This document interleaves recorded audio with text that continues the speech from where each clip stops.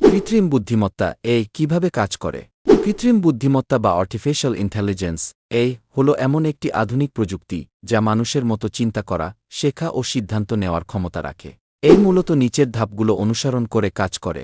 ১. Data সংগ্রহ। প্রথমে বিভিন্ন ধরনের ডেটা সংগ্রহ করে, যেমন লেখা, ছবি, শব্দ, সংখ্যা ইত্যাদি।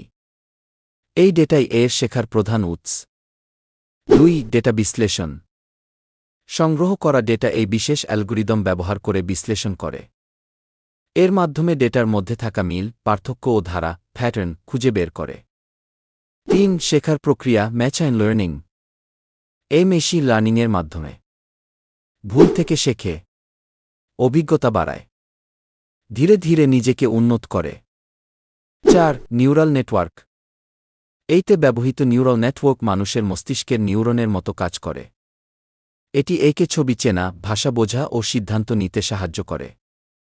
৫. সিদ্ধান্ত ও ফলাফল প্রদান। সবশেষে এই বিশ্লেষণ অনুযায়ী সঠিক সিদ্ধান্ত নেয়, প্রশ্নের উত্তর দেয়, সমস্যা সমাধান করে।